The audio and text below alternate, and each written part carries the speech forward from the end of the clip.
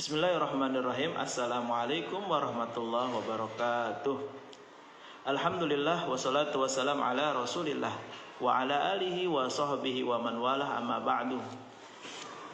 Alhamdulillah, puja dan puji syukur mari kita panjatkan kepada Allah Subhanahu wa taala atas limpahan nikmat dan karunia-Nya sehingga pada hari ini kita bisa beraktivitas dalam keadaan mudah, bisa melakukan amalan-amalan ibadah yang begitu banyak. Mudah-mudahan seluruh ibadah yang kita kerjakan pada hari ini, ibadah yang kita kerjakan pada kemarin, minggu lalu, bulan lalu, tahun lalu, sampai saat ini semuanya dicatat sebagai kebaikan buat kita kelak menghadap Allah Subhanahu wa taala tanpa kurang sedikit pun. Amin ya Allah ya Rabbal alamin.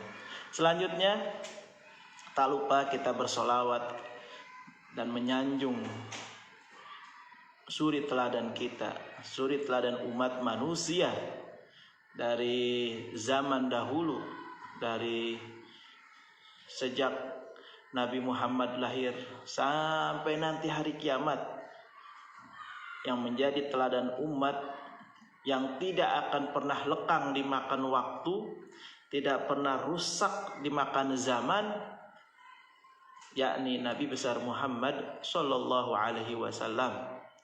Mudah-mudahan kita senantiasa bisa istiqomah mengikuti sunnah-sunnahnya sedikit demi sedikit.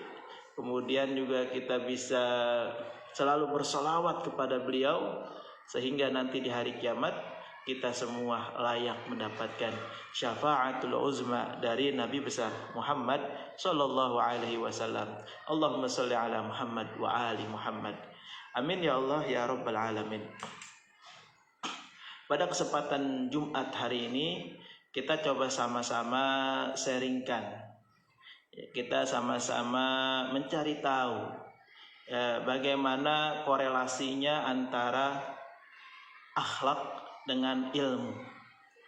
Nah, kalau kita bandingkan antara akhlak dan ilmu, maka tentu kualitas bobot daripada akhlak lebih tinggi daripada ilmu.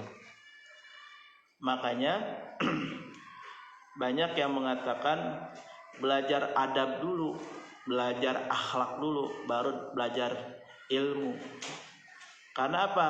Karena orang yang sudah beradab itu otomatis dia sudah tahu ilmunya. Tapi orang yang baru berilmu belum tentu dia memiliki adabnya, ya. Nah, bagaimana kita bisa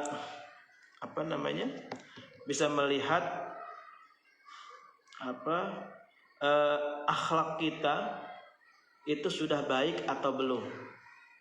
Bagaimana kita bisa mengukur perilaku kita, adab kita sudah baik atau belum?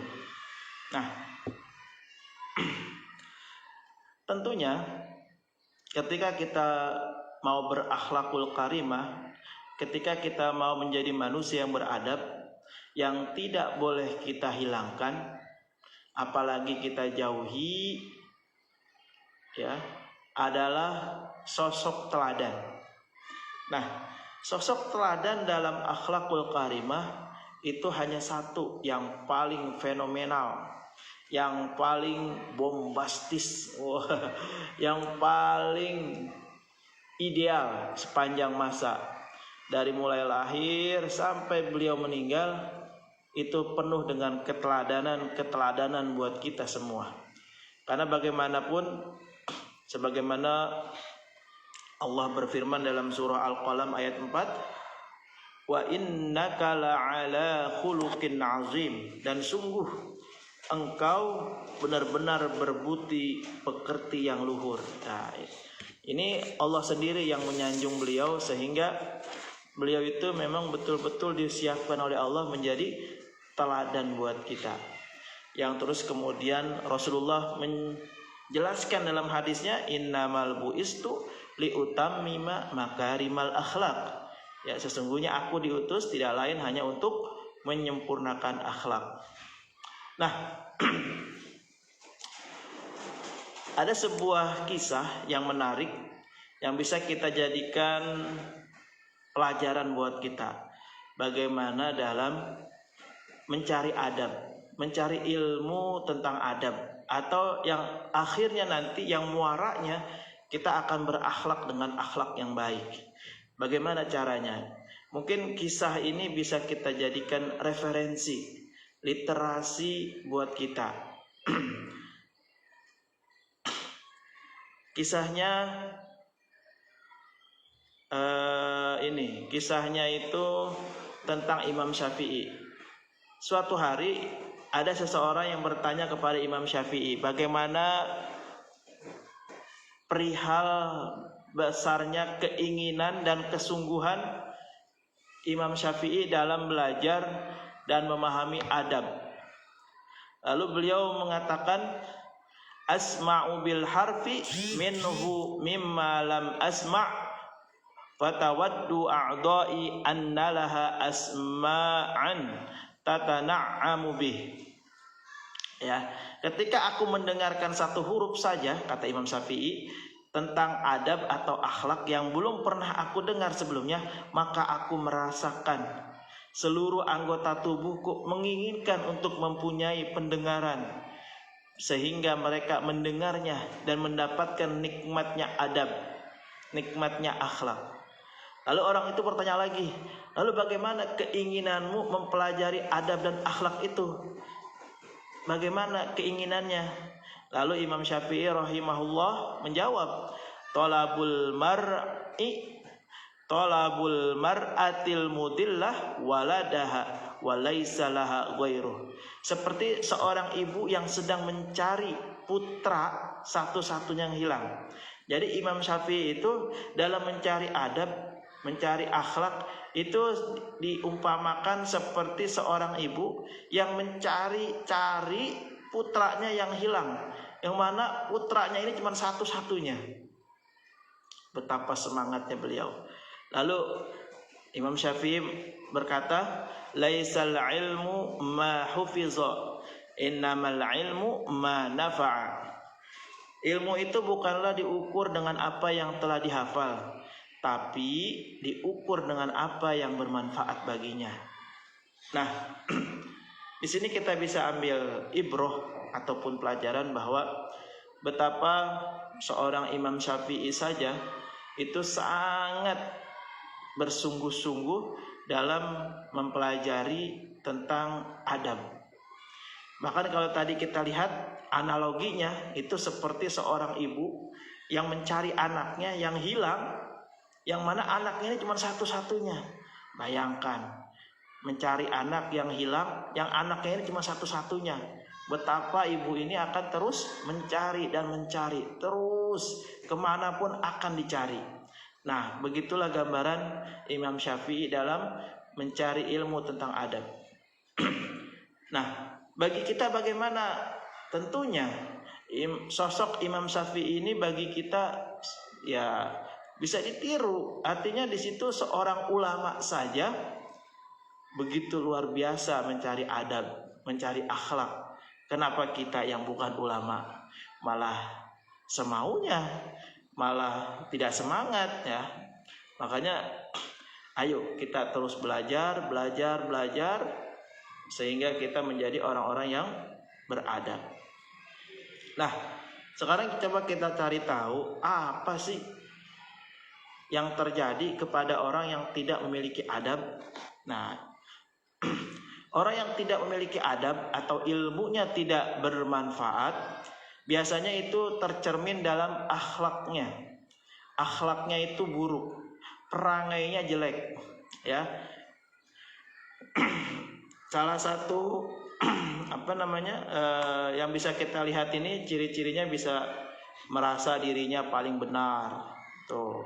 Terus suka memvonis saudaranya dengan semau dia, ya, dengan serampangan, mengikuti hawa nafsunya saja. Terus seluruh perilakunya tidak disukai oleh orang-orang. Perilakunya itu dibenci sama orang-orang. Terus malas berucap salam. Nah, ini juga salah satu orang yang ilmunya tidak bermanfaat atau kurang beradab, ya. Karena salam itu anjuran oleh Nabi yang diharuskan antar sesama muslim wajib atau saling mengucap salam. Mengucap salamnya sunnah, tapi menjawab salam wajib. Terus selalu bermuka masam misalnya, ya. Tidak ada muka yang manis buat saudaranya yang melihat dia. Cemberut aja. Ya, makanya tabassamuka fi wajhi akhi, ya, dalam sebuah hadis, senyummu kepada saudaramu adalah sedekah. Nah, itu sedekah yang paling murah. Enggak pakai duit, tinggal senyum. Tinggal senyum. Nah, itu dapat pahala udah. Terus apa lagi? Suka mencela, suka mengolok-olok, suka merendahkan orang lain. Jadi orang yang suka mengolok-olok, merendahkan orang lain, itu orang yang tidak punya adab. Ilmunya tidak manfaat, walaupun dia bergelar LC, walaupun dia udah S3 misalnya kuliahnya, hatta dia sudah profesor sekalipun, ketika dia masih suka mengolok-olok saudaranya, merendahkan orang lain, maka itu bisa disebut indikator yang menunjukkan kepada ilmu yang tidak bermanfaat ataupun tidak berkah dan tidak memiliki adab orang tersebut. Nah, itu adalah gambaran orang-orang yang tidak memiliki akhlak atau ilmunya tidak bermanfaat. Nah, selanjutnya, bagaimana upaya kita untuk kita bisa memiliki akhlakul karimah? Tentunya dibutuhkan perjuangan, ya, dibutuhkan mujahadah, kesungguhan dalam mengekspresikan, menumbuhkan, menunjukkan akhlakul karimah dalam diri kita kepada orang sekitar kita. Dan ingat, setan itu menggoda orang yang berbuat baik. Nah, menunjukkan akhlakul karimah ini sesuatu yang sangat istimewa. Bahkan dalam beberapa hadis dikatakan keistimewaannya itu seperti orang yang sedang berpuasa dan seperti orang yang sedang sholat. Ya, jadi dengan dia menunjukkan akhlakul karimah itu seperti orang yang sedang melakukan puasa, pahalanya luar biasa. Seperti orang yang sedang sholat juga. Nah, saking apa? Saking tingginya, ya, berakhlakul karimah ini. Bahkan ada juga yang mengatakan salah satu indikator ibadah seseorang diterima, ya, diterima sama Allah ibadahnya, itu akhlaknya baik. Nah, sholat itu harus berdampak setelah sholat orang itu baik. Ya, ini bahasa kasarnya begitulah. Karena apa? Kalau udah sholat, logikanya dia harusnya menjadi orang yang semakin baik. Dan kalaupun dia belum menjadi baik, sholat ini jangan ditinggalkan gitu. Tetap terus sholat lakukan, ya, jangan sampai patah semangat. Walaupun sholatnya belum mencegah dia dari perbuatan keji dan munkar, terus lakukan terus sholatnya. Sampai kapan? Sampai kita wafat. Sampai Allah memberikan hidayah kepada kita agar kita bisa berlaku baik. Ya, yang penting sholatnya jangan sampai ditinggalkan. Nah, hadisnya yang terkait keutamaan akhlakul karimah adalah baginda Rasul Shallallahu Alaihi Wasallam bersabda, Innal mu'min la yudrik bi husnil khuluqi darajatas shaim al-qaim.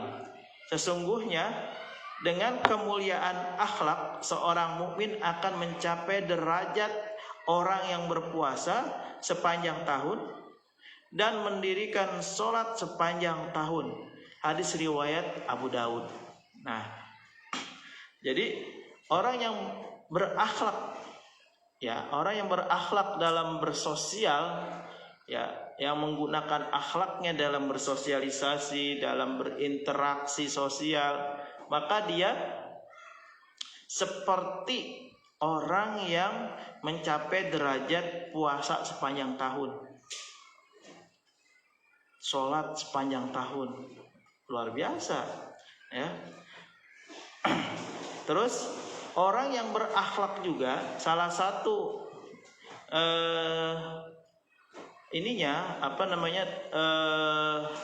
tujuan puncaknya menunjukkan kepada kesempurnaan imannya. Ya. Dalam sebuah hadis riwayat Tirmizi, Rasulullah bersabda, akmalul mu'minin imanan ahsanuhum khuluqa. Ya. Seorang mukmin yang paling sempurna imannya adalah yang paling mulia akhlaknya. Yang paling sempurna imannya, yang paling mulia akhlaknya. Artinya apa? Antara ilmu, iman, akhlak itu semuanya saling terkait. Ya. Semakin berilmu harusnya semakin berakhlak. Ya. Semakin berakhlak harusnya meningkatkan imannya. Ya. Jadi jangan sampai terbulak-balik. Kalau udah terbulak-balik susah nanti memahaminya. Ya. Jadi ayo kita munculkan akhlakul karimah dari diri kita, dari orang terdekat kita. Ajak mereka supaya apa? Mendapat kemuliaan dari Allah berupa kesempurnaan iman, mendapat derajat orang yang puasa sepanjang tahun, mendapat derajat orang yang sholat sepanjang tahun. Ya, luar biasa. Itu saja, demikian untuk hari ini. Mudah-mudahan ada manfaatnya. Mohon maaf kalau ada yang salah dan kurang berkenan. Terima kasih. Ila liqa, ma'assalamah. Assalamualaikum warahmatullahi wabarakatuh.